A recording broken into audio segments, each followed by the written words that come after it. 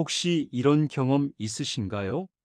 나는 하루에 아침, 점심, 저녁 꼬박꼬박 3번 이를 닦고 잠자리에 들기 전에도 닦는데 왜 치과에 갈 때마다 잇몸이 안 좋다, 충치가 진행 중이다는 이야기를 듣는 걸까요?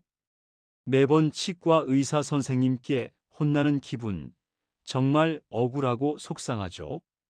겉으로 보기엔 멀쩡한 내 치아, 도대체 어디서부터 잘못된 걸까요? 여러분, 55세 이후 치아 건강은요, 양치 횟수의 문제가 아니라 양치 습관의 문제입니다. 그리고 이 잘못된 습관이 우리의 소중한 치아와 잇몸을 서서히 무너뜨리고 있습니다. 안녕하세요.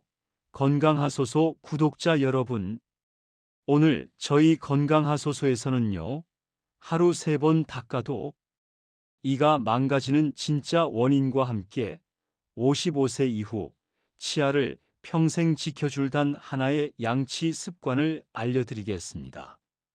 치아 하나가 무너졌을 때 드는 엄청난 비용과 삶의 질 변화를 생각하면 오늘 영상은 절대 놓치지 말아야 할 치아 자산 관리 비법입니다. 자, 시작하기 전에 잠깐 건강하소서 채널 구독 잊지 않으셨죠? 이 영상이 주변 분들께 도움이 된다면 좋아요 버튼도 꼭 눌러주시고, 저는 하루 몇 번 닦는데 같은 솔직한 양치 습관을 댓글로도 많이 남겨주세요. 여러분의 경험이 다른 분들께 큰 도움이 됩니다. 그럼 지금 바로 억울함의 비밀을 파헤쳐 보겠습니다. 1장. 왜 매일 닦는데도 이가 망가질까? 나는 매일 닦는다 라고 자신있게 말하는 분들 정말 많습니다. 하지만 치과 의사 선생님들이 환자의 입안을 들여다보는 순간 그 진실은 확연히 드러납니다. 하루 2~3번 양치한다는 것과 깨끗하게 닦는다는 것은 완전히 다른 이야기이기 때문이죠. 여러분, 55세 이후의 치아 문제는 이제 횟수의 문제가 아니라 명백하게 방법의 문제입니다. 우리는 나이가 들면서 치아 하나하나의 가치를 절감하게 됩니다. 건강한 치아 하나의 가치는 돈으로 환산할 수 없을 만큼 귀합니다. 임플란트 비용이 수백만 원을 호가하는 것도 중요하지만 더 중요한 것은 치아를 잃었을 때 찾아오는 삶의 질 변화입니다. 음식을 제대로 씹지 못해 소화 불량이 오고 영양 흡수가 어려워집니다. 미소가 어색해지고 대인 관계에서 자신감을 잃습니다. 평생 우리의 건강을 지탱해온 자산인 치아를 왜 우리는 매일 닦는데도 잃고 있을까요? 그 핵심 질문은 바로 이것입니다. 우리가 정말 이를 깨끗이 닦고 있는 걸까? 아니면 그냥 칫솔로 문지르고 있는 걸까? 대부분의 경우 우리는 문지르는 습관을 가지고 있습니다. 겉으로 보이는 치아 표면만 슥싹 문지르고 끝내는 거죠. 하지만 이 습관으로는 치과 의사 선생님이 말씀하시는 잇몸병과 충치의 진짜 원인을 절대 제거할 수 없습니다. 다음 챕터에서는 우리가 매일 열심히 닦지만 정작 아무 소용이 없는 잘못된 양치 습관의 실체를 파헤쳐 보겠습니다. 2장. 닦아도 소용없는 잘못된 양치 습관. 여러분, 재미있는 역설이 있습니다. 대부분의 사람들이 가장 열심히, 가장 강하게 닦는 곳은 어디일까요? 바로 음식물이 닿는 치아에 씹는 면과 겉면입니다. 그런데 이곳은 침이나 음식물, 혀의 움직임에 의해 어느 정도 저절로 깨끗해지는 부분입니다. 치과 의사들이 정작 걱정하는 곳은 여기가 아닙니다. 오히려 충치와 잇몸병이 진짜 시작되는 곳, 치과의 맹점은 바로 우리가 거의 손대지 않는 곳입니다. 치아와 잇몸이 만나는 좁은 경계선. 치아와 치아 사이. 이곳에는 침도 잘 닿지 않고 음식물 찌꺼기와 세균이 뭉쳐서 생기는 치태, 즉 프라그가 밤낮 없이 끈질기게 달라붙어 있습니다. 이 치태가 바로 잇몸병과 충치의 근원입니다. 자, 여기서 우리가 흔히 하는 잘못된 습관이 하나 더 있습니다. 양치할 때 피가 나는 건 내가 너무 세게 닦아서 그런 거야. 혹시 이렇게 생각하며 양치를 대충 마무리하셨나요? 이것은 가장 위험한 착각입니다. 잇몸에서 피가 나는 것은 세게 닦아서가 아니라 이미 잇몸에 염증이 시작되었다는 명확한 신호입니다. 칫솔이 염증 부위를 건드렸기 때문에 피가 나는 것이죠. 피가 무서워서 칫솔질을 슬쩍 피하는 순간 그 염증 부위는 세균들의 안식처가 되어 잇몸병이 더욱 빠르게 진행됩니다. 55세 이후에 이 습관이 특히 위험한 이유가 있습니다. 나이가 들면 잇몸 자체가 얇아지고 손상된 잇몸의 회복 속도가 젊을 때보다 훨씬 느려집니다. 잘못된 양치 습관으로 염증을 키우고 방치하면 잇몸뼈까지 녹아내리는 풍치, 즉 치주염으로 빠르게 발전할 수 있습니다. 잇몸이 보내는 신호를 무시하지 마세요. 다음 챕터에서는 충치와 잇몸병을 키우는 시간의 문제, 즉 우리의 식습관의 맹점을 짚어보겠습니다. 3장. 충치는 하루아침에 생기지 않는다. 많은 분들이 단 음식 먹고 바로 닦으면 되지 라고 생각하지만 충치가 생기는 과정은 우리가 생각하는 것보다 훨씬 시간의 문제와 밀접하게 관련되어 있습니다. 충치는 하루아침에 생기지 않습니다. 마치 댐이 서서히 무너지듯 음식물과 세균이 만들어내는 산이 치아를 아주 조금씩 서서히 녹여나가는 과정의 결과입니다. 충치가 생기는 구조를 간단히 이해해 볼까요? 우리가 음식물, 특히 당분이 많은 간식이나 음료를 섭취합니다. 입속 세균들이 이 당분을 먹고 강력한 산성 물질을 배출합니다. 이 산성 물질이 치아 표면의 단단한 에나멜층을 서서히 약하게 만듭니다. 이 과정이 자주 그리고 오래 반복되면 결국 치아에 구멍이 생기는 충치가 됩니다. 여기서 우리가 주목해야 할 것은 건강하다고 믿고 먹는 습관의 맹점입니다.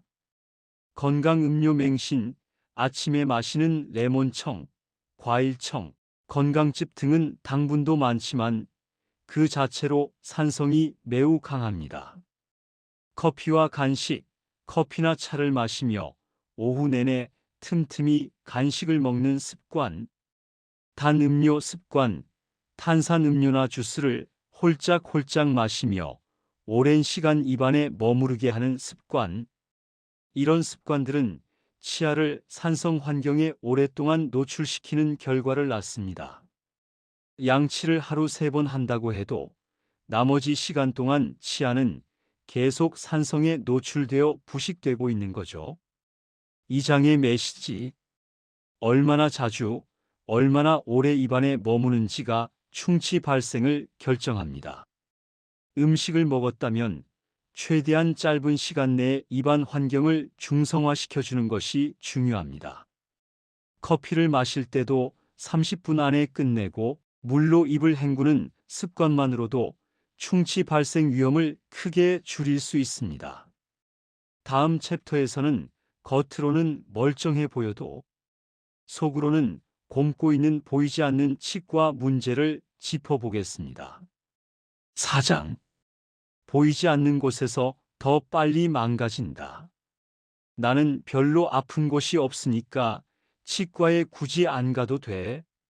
이 생각은 55세 이후 시니어 분들이 치아를 잃게 되는 가장 위험한 착각입니다. 치과 질환은 대부분 통증이 느껴질 때는 이미 치료 시기를 놓친 후인 경우가 많습니다. 치아 문제는 겉으로 보이는 곳에서만 진행되지 않습니다. 우리 눈에 보이지 않는 숨겨진 공간에서 훨씬 빠르게 망가지고 있습니다. 치아 사이의 충치, 치아와 치아가 맞닿는 면은 칫솔모가 닿기 어렵기 때문에 충치가 가장 잘 생기는 곳입니다. 이 충치는 겉에서는 잘 보이지 않고 엑스레이를 찍어야만 발견되는 경우가 많습니다.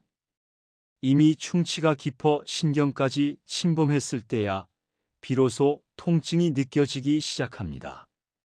잇몸뼈 손상, 즉 풍치, 잇몸병의 최종 단계인 풍치치 주염는 잇몸 아래의 뼈가 서서히 녹아내리는 질환입니다. 통증이 거의 없이 진행되다가 잇몸뼈가 너무 많이 녹아 치아가 흔들리기 시작할 때가 되어서야 문제가 심각해졌음을 알게 됩니다. 이때는 이미 치아를 살리기 어려운 경우가 많습니다. 따라서 안 아프니까 괜찮다는 생각은 가장 위험한 착각임을 다시 한번 강조합니다. 이것이 바로 정기검진의 진짜 의미입니다. 정기검진은 단순히 치료할 곳이 있는지 확인하는 것이 아닙니다. 현재 진행되고 있는 충치나 잇몸병의 진행을 멈추기 위한 확인 과정입니다. 조기에 발견하면 작은 치료나 스케일링만으로 치아를 온전히 보존할 수 있습니다. 6개월에 한 번 치과 검진은 여러분의 치아를 평생 지켜줄 최소한의 안전장치입니다. 다음 챕터에서는 우리가 매일 해왔던 양치 습관을 버리고 치아를 살리는 진짜 양치의 기준을 잡아드리겠습니다. 5장 치아를 살리는 진짜 양치의 기준. 자, 이제 억울하게 치과에서 혼나는 것을 멈추고 우리의 소중한 치아를 살릴 진짜 양치의 기준을 배워보겠습니다. 진짜 양치의 핵심은 치아의 겉표면이 아니라 치아와 잇몸의 경계를 꼼꼼하게 관리하는 데 있습니다.